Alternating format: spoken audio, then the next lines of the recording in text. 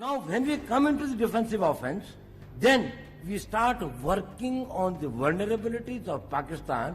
It can be economic, it can be internal security, it can be political, it can be their isolation internationally, it can be their this thing like that, of exposing their terrorist activities, or it can be anything. This strategy emerged gradually over time. And yet, as the crisis escalated, India's targeting matrix widened, reflecting growing resolve and a rejection of the old boundaries between terrorism and war.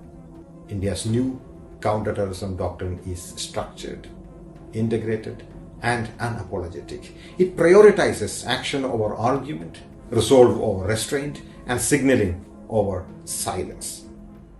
India's National Security Advisor, Ajit Doval, has repeatedly articulated an offensive defensive approach towards Pakistan, openly justifying subversive operations and proxy violence as instruments of Indian state policy. This posture, echoed by commentators such as Happyman Jacob, reflects the dangerous normalization of terrorism as a tool of statecraft. Pakistan will not remain passive in the face of such declared hostility. It is now imperative to formalize Pakistan's subconventional doctrine as an extension of its counter-terrorism policy. This doctrine does not seek escalation, but deterrence through reciprocity. Its essence is straightforward. Any state that supports, enables, or finances terrorism against Pakistan must expect a proportionate response.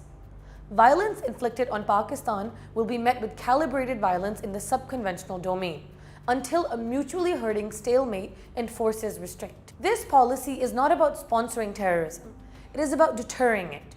Pakistan's decades-long struggle against terrorism, fought at staggering human and economic cost, proves our resolve. A nation that has buried tens of thousands of martyrs cannot rationally be accused of exporting the very scourge it has fought to destroy. What Pakistan declares is a rational, defensive strand of deterrence. Subversion will be answered with resolute and targeted counteraction. Our red line is clear. Aggression will invite reciprocity. The cycle will not remain one-sided. Pakistan's objective is to restore balance, deny space for proxies, and force adversaries to recognize that terrorism cannot serve as policy. Pakistan's message to its enemies and to the world is firm. We do not initiate terrorism, but we will no longer absorb it silently. We will respond, we will deter, and we will end the cycle of impunity.